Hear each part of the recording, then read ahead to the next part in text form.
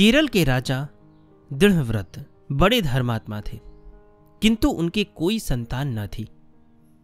उन्होंने पुत्र के लिए तप किया और भगवान नारायण की कृपा से द्वादशी के दिन पुनर्वसु नक्षत्र में उनके घर एक तेजस्वी बालक ने जन्म लिया। बालक का नाम कुलशेखर रखा गया। ये भगवान की कौस्तुभ मणि का अवतार माने जाते हैं। राजा ने कुलशेखर को विद्या, ज्ञान और भक्ति के वातावरण में संवर्धित किया। कुछ ही दिनों में कुलशेखर तमिल और संस्कृत भाषा में पारंगत हो गए और इन दोनों प्राचीन भाषाओं के सभी धार्मिक ग्रंथों का उन्होंने आलोड़न कर डाला। उन्होंने वेद वेदांत का अध्ययन किया और 64 कलाओं का ज्ञान प्राप्त किया।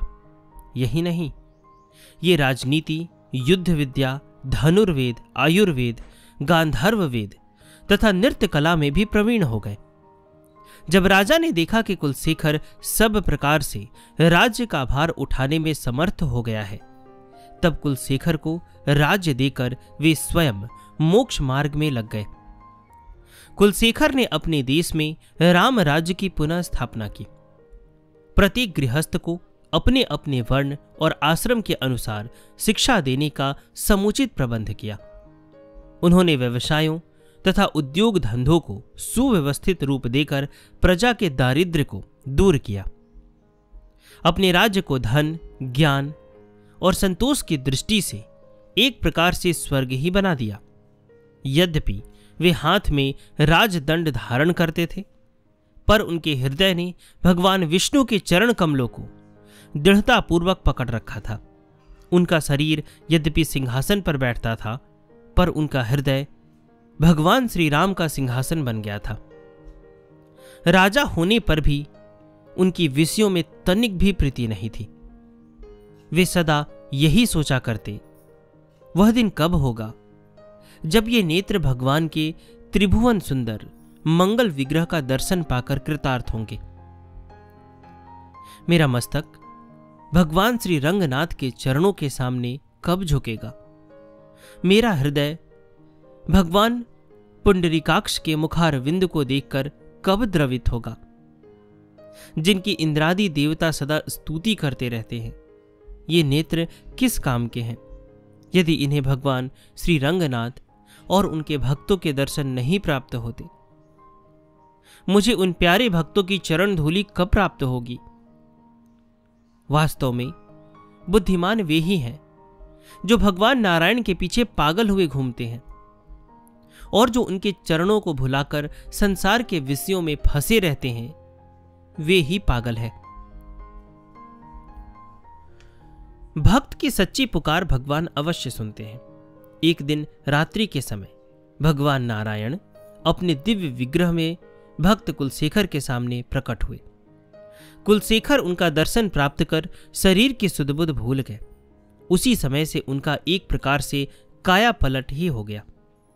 वे सदा भगवत भाव में लीन रहने लगे। भगवत भक्ति के रस के सामने राज्य सुख उन्हें फीका लगने लगा। वे अपने मन में सोचने लगे, मुझे इन संसारी लोगों से क्या काम है जो इस मिथ्या प्रपंच को सत्य माने बैठे हैं।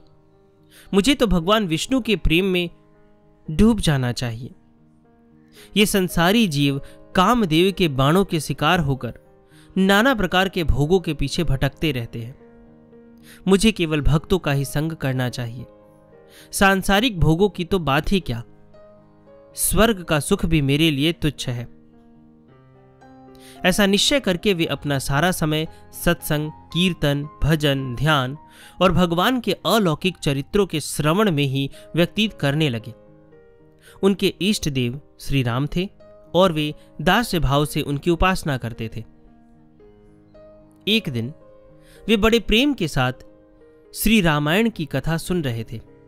प्रसंग यह था कि भगवान श्री राम सीता जी की रक्षा के लिए लक्ष्मण को नियुक्त कर स्वयं अकेले खरदूषण की विपुल सेना से युद्ध करने के लिए उनके सामने जा रहे हैं। पंडित जी कह रहे थे, धर्मात्मा श्री राम अकेले 14,000 राक्षसों से युद्ध करने जा रहे हैं। इस युद्ध का परिणाम क्या होगा? कुलशेखर कथा सुनने में इतने तन्मय हो रहे थे कि उन्हें यह बात भूल गई कि यहां रामायण की कथा हो रही है।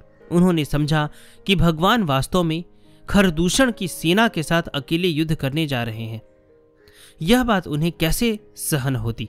वे तुरंत कथा में से उठ खड़े हुए। उन्होंने उसी समय शंख बजाकर अपनी सारी सेना एकत्र कर ली और सेना नायकों को आज्ञा दी कि चलो, हम लोग श्री राम की सहायता के लिए राक्षसों से युद्ध करने चले। जो ही वे वहां से जाने के लिए तैयार हुए, तभी उन्होंने पंडित जी के मुंह से सुना कि श्री राम ने अकेले ही खरदूषण सहित सारी राक्षस सेना का संहार कर दिया। तब कुलशेखर को शांति मिली और उन्होंने सेना को लौट जाने का आदेश दिया। भक्ति का मार्ग भी बाधाओं से शून्य नहीं है। मंत्रियों और दरबारियों ने जब यह देखा कि महाराज राजकाज को भुलाकर रात दिन भक्ति रस में डूबे रहते हैं और उनके महलों में 24 घंटे भक्तों का जमाव रहता है, तब उन्हें यह बात अच्छी नहीं लगी। उन्होंने सोचा कोई ऐसा उपाय रचना चाहिए जिससे राजा का इन भक्तों की ओर से मन फिर जाए। परंतु यह कब संभव था? एक दिन की बात है। राज्य के रत्न भंडार से एक बहुमूल्य हीरा गुम हो गया। दरबारियों ने कहा, हो न हो यह काम उन भक्त नामधारी धूर्तों का ही है। राजा ने कहा, ऐसा कभी नहीं हो सकता। मैं इस बात को प्रमाणित कर सकता हूं कि वैष्णव भक्त इस प्रकार का आचरण कभी नहीं कर सकते। उन्होंने उसी समय अपने नौकरों से कहकर एक बर्तन में बंद कराकर एक विस्तर सर्प मंगवाया और कहा, जिस किसी को हमारे वैष्णव भक्तों के प्रति संदेह हो वह इस बर्तन में हाथ डाले। यदि उसका अभियोग सत्य होगा तो सांप उसे काट नहीं सकेगा। उन्होंने यह भी कहा, मेरी दृष्टि में वैष्णव भक्त बिल्कुल निरपराध हैं, किंतु यदि वे अपराधी हैं तो सबसे पहले इस बर्तन में मैं हाथ डालता हूं। यदि ये लोग दोषी नहीं हैं तो सांप मेरा कुछ भी नहीं बिगाड़ सकता। यो कहकर उन्होंने अपना हाथ झट उस बर्तन के अंदर डाल दिया और लोगों ने आश्चर्य के साथ देखा कि सांप अपने स्थान से हिला भी नहीं। वह मंत्र मुग्ध की भांति ज्यों का त्यों बैठा रहा। दरबारी लोग इस बात पर बड़े लज्जित हुए और अंत में वह हीरा भी मिल गया। इधर कुलशेखर तीर्थ यात्रा के लिए निकल पड़े और अपनी भक्त मंडली के साथ भजन कीर्तन करते हुए भिन्न भिन्न तीर्थों में घूमने लगे। वे कई वर्षों तक श्रीरंग क्षेत्र में रहे। उन्होंने वहां रहकर मुकुंदमाला नामक संस्कृत का एक बहुत सुंदर स्तोत्र ग्रंथ रचा, जिसका संस्कृत जानने वाले अब भी बड़ा आदर करते हैं।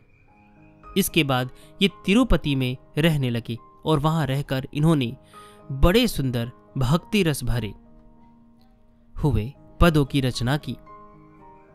उनके कुछ पदों का भाव यहां दिया गया है। वे कहते हैं, मुझे न धन चाहिए, न शरीर का सुख चाहिए, न मुझे राज्य की ही कामना है, न मैं इंद्र का पद चाहता हूं और न मुझे सार्वभौम पद चाहिए। मेरी तो केवल यही अभिलाषा है कि मैं तुम्हारे मंदिर की एक सीढ़ी बनकर रहूं, जिससे तुम्हारे भक्तों के चरण बार बार मेरे मस्तक पर पड़े। अथवा प्रभु, जिस रास्ते से भक्त लोग तुम्हारे श्री विग्रह का दर्शन करने के लिए प्रतिदिन जाया करते हैं, उस मार्ग का मुझे एक छोटा सा रजह कण ही बना दो। अथवा जिस नाली से तुम्हारे बगीचे के वृक्षों की सिंचाई होती है, उस नाली का जल ही बना दो। अथवा अपने बगीचे का एक चंपा का पेड़ ही बना दो, जिससे मैं अपने फूलों के द्वारा तुम्हारी नित्य पूजा कर सकूं। अथवा मुझे अपने यहाँ के सरोवर का एक छोटा सा जल जंतु ही बना दो। इन्होंने मथुरा, वृंदावन, अयोध्या आदि कई उत्तर के तीर्थों की भी यात्रा की थी और श्री कृष्ण तथा राम की लीलाओं पर भी कई पद रचे थे।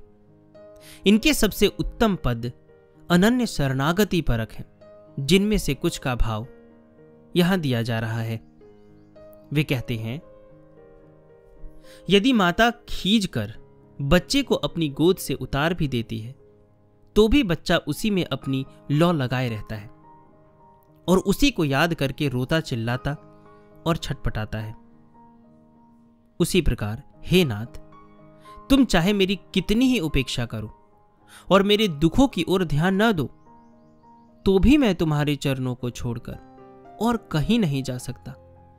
तुम्हारे चरणों के सिवा मेरे लिए कोई दूसरी गति है ही नहीं।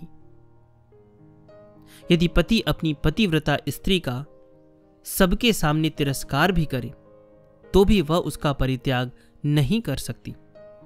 इसी प्रकार चाहे तुम मुझे कितना ही दुत्कारो, मैं तुम्हारे अभय चरणों को छोड़कर अन्यत्र कहीं जाने की बात भी नहीं सोच सकता। तुम चाहे मेरी ओर आंख उठाकर भी ना देखो, मुझे तो केवल तुम्हारा और तुम्हारी कृपा का ही अवलंबन है। मेरी अभिलाषा की एकमात्र विषय तुम ही हो। जो तुम्हें चाहता है उसे त्रिभुवन की संपत्ति से कोई मतलब नहीं।